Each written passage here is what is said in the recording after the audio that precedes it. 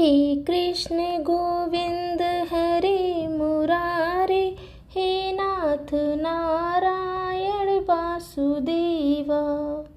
वैशाख माह में इन चीज़ों का दान करने से धन दौलत बढ़ने की मान्यता है। शास्त्रों के अनुसार वैशाख मास का महीना भगवान विष्णु को समर्पित माना गया है। भगवान विष्णु की विधि विधान से पूजा अर्चना करने के साथ ही वैशाख मास में इन चीज़ों के दान से धन दौलत में वृद्धि होती है। जय श्री कृष्ण प्रिय भक्तों, आज हम सुनेंगे वैशाख मास में छत्रदान से हेमाकांत का उद्धार। नारद जी कहते हैं, एक समय विदेह राज जनक के घर दोपहर के समय श्रुतदेव नाम से विख्यात एक श्रेष्ठ मुनि पधारे, जो वेदों के ज्ञाता थे। उन्हें देखकर राजा बड़े उल्लास के साथ उठकर खड़े हो गए और मधुपार्क आदि सामग्रियों से उनकी विधि पूर्वक पूजा करके राजन ने उनके चरणोदक को अपने मस्तक पर धारण किया। इस प्रकार स्वागत सत्कार के पश्चात जब वे आसन पर विराजमान हुए, तब विदेह राज के प्रसंग के अनुसार वैशाख मास के महात्म का वर्णन करते हुए वे इस प्रकार बोले। श्रुतदेव ने कहा, राजन, जो लोग वैशाख मास में धूप से शन्यताप होने वाले महात्मा पुरुषों के ऊपर छाता लगाते हैं, उन्हें अनंत पुण्य की प्राप्ति होती है। इस विषय में एक प्राचीन इतिहास का उदाहरण दिया करते हैं। पहले वांग देश में हेमाकांत नाम से विख्यात एक राजा हो गए हैं। वे कुशकेतु पुत्र, परम बुद्धिमान और शास्त्रधारियों में श्रेष्ठ थे। एक दिन वे शिकार खेलने में आसक्त होकर एक गहन वन में जा घुसे।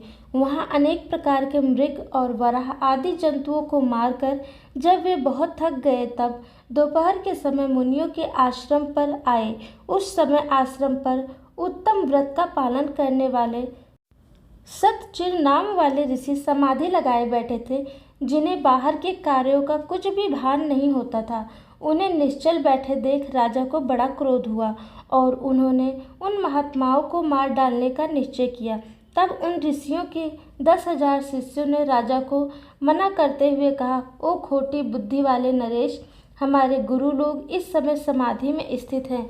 बाहर कहाँ क्या हो रहा है इनको ये नहीं जानते, इसीलिए इन पर तुम्हें क्रोध नहीं करना चाहिए। तब राजा ने क्रोध से विला होकर शिष्यों से कहा, द्विज कुमारों, मैं मार्ग से थका मांदा आया हूँ, अतः तुम ही लोग मेरा आतिथ्य करो। राजा के ऐसा कहने पर वे शिष्य बोले, हम लोग भिक्षा मांगकर खाने वाले हैं। गुरुजनों ने हमें किसी के आतिथ्य के लिए आज्ञा नहीं दी है।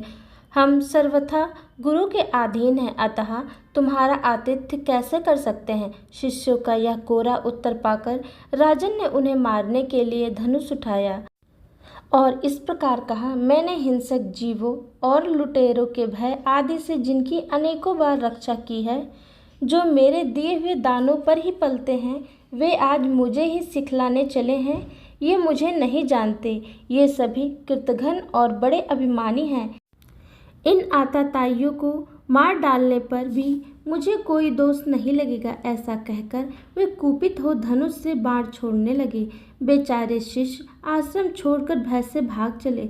भागने पर भी हेमाकांत ने उनका पीछा किया और 300 शिष्यों को मार गिराया। शिष्यों के भाग जाने पर आश्रम पर जो कुछ सामग्री थी, उसे राजा के पापात्मा सैनिकों ने लूट लिया। राजा के अनुमोदन से ही उन्होंने वह इच्छा अनुसार भोजन किया। तत्पश्चात दिन बीतते बीतते राजा सेना के साथ अपने पुरी में आ गए। राजा कुशकेतु ने जब अपने पुत्र का यह अन्यायपूर्ण कार्य सुना, तब उसे राज्य करने के आयोग जानकर उसकी निंदा करते हुए उसे देश निकाला दे दिया। पिता के त्याग देने पर हेमाकांत घने वन में चला गया। वहाँ उसने बहुत वर्षों तक निवास किया। ब्रह्म हत्या उसका सदा पीछा करती रही थी, इसीलिए वह कहीं भी स्थिर पूर्वक रह नहीं पाता था।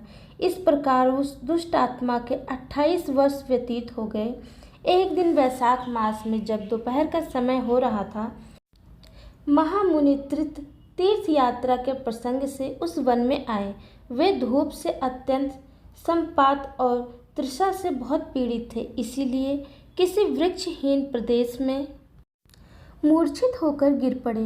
देव योग से हेमाकांत उधर आ निकला। उसने मुनि को प्यास से पीड़ित, मूर्छित और थका मांदा देखकर उन पर बड़ी दया की। उसने पलसा के पत्तों से छत्र बनाकर उनके ऊपर आती हुई धूप का निवारण किया।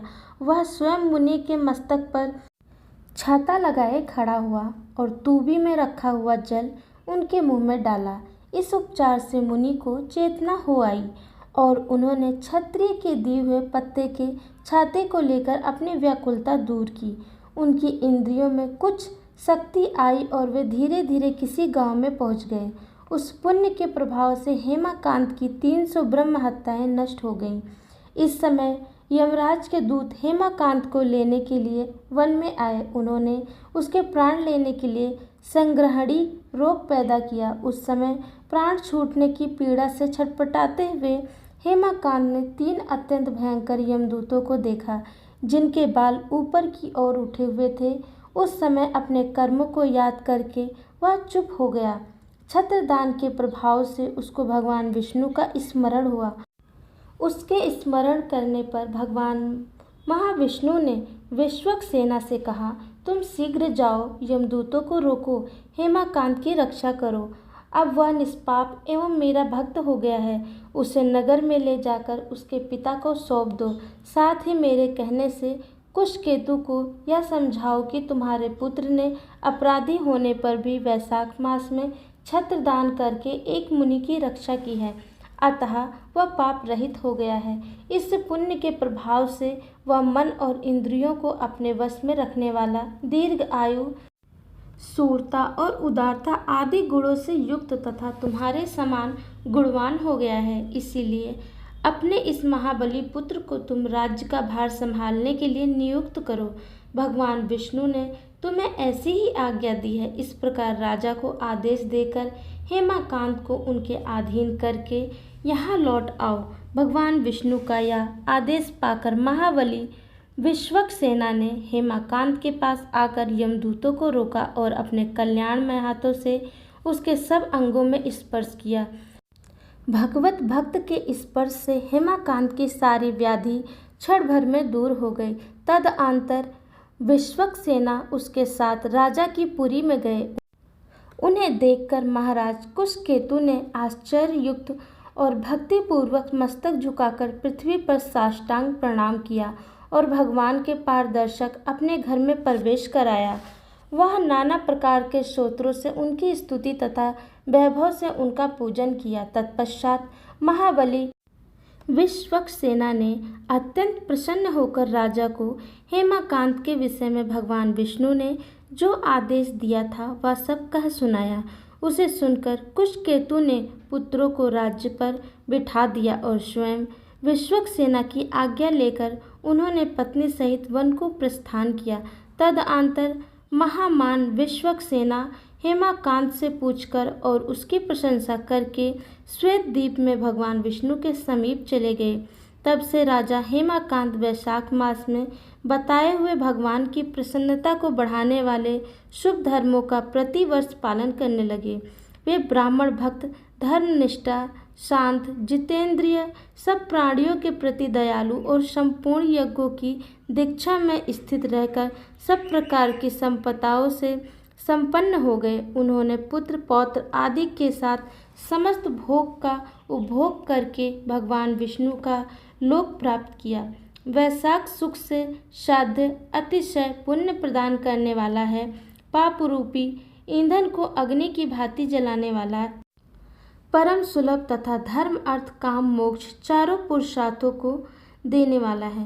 बोलो श्री हरि विष्णु भगवान की जय। कथा अच्छी लगी हो तो एक लाइक ज़रूर करें। कमेंट में जय श्री हरि विष्णु अवश्य लिखें। धन्यवाद।